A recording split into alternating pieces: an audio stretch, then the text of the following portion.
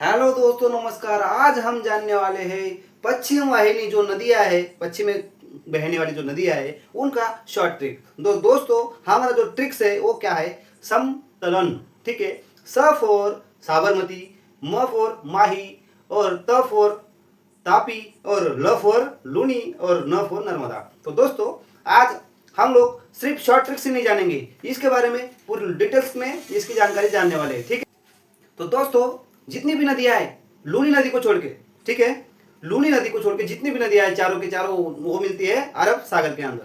तो एक एक करके हम जानेंगे।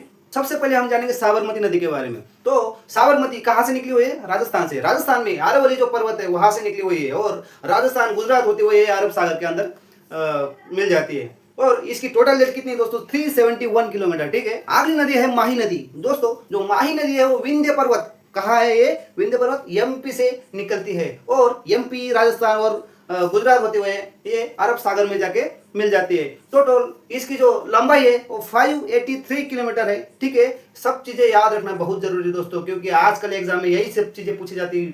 नदी की लंबाई, कौन सी नदी कहाँ कहाँ से, कौन से राज्य से निकलती है। ठीक है।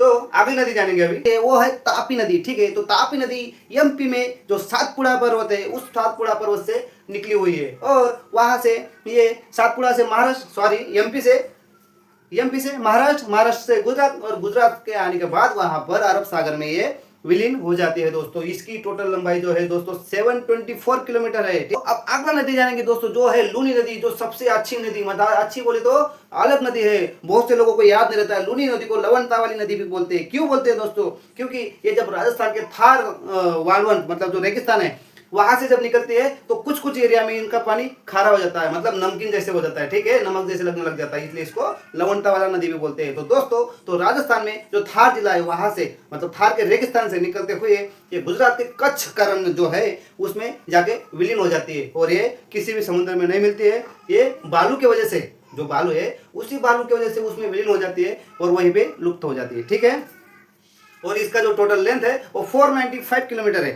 अगला जो नदी है नर्मदा नदी। तो दोस्तों, ये अमरकंटक, जो एमपी में जो अमरकंटक जिला है और अमरकंटक पहाड़ है, वहां से नर्मदा नदी का उगम होता है, और ये महाराष्ट्र होते हुए गुजरात में फिर अरब सागर में जाके विलीन हो जाती है। तो इसकी टोटल लंबाई बहुत ही अच्छी है, याद रखने के लिए 13 में से एक घटा लो 12। ठीक है। 1312 किलोमीटर। ठीक है। बहुत ही अच्छा है। और अगर आपको मेरा वीडियो अच्छा लगे तो मेरे वीडियो को लाइक, कमेंट, शेयर कीजिए, और मेरे चैनल को सब्सक्राइब कीजिए। सब्सक्राइब करने के लिए इसलिए बोल रहा हूँ दोस्तों, जो भी मेरी ट्रिक्स है, शॉर्ट ट्रिक्स है, वो सबको आपको टाइम से मिल जाए देखने के लिए। ठीक है। धन्यवाद।